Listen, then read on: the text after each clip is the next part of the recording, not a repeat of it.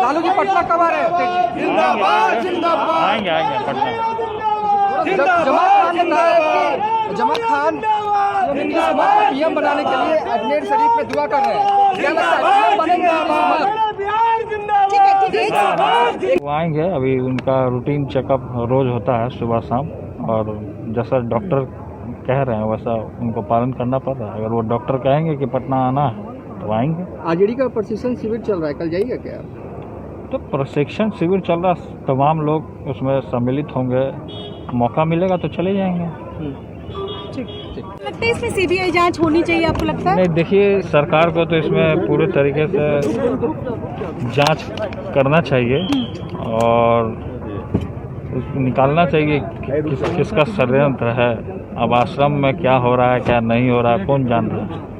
हमने चैनल के माध्यम से हमने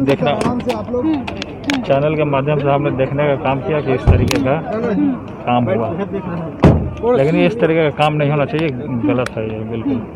और इसमें सीबीआई का जांच होना चाहिए। ऐसे फिलहाल तो अखिलेश जी तो गए थे देखने के लिए। ये मंत्री जमा खान अजमेर शरीफ में दुआ कर रहे हैं कि नीतीश कुमार पीएम बन जाए, लगता है पीएम बनेंगे? अब कौन क्या दुआ तो सब लोग करता है, सब लोग अपने अपने तरीके से करता है, क्या बनेगा क्या नहीं बनेगा, फल तो भगवान देते हैं।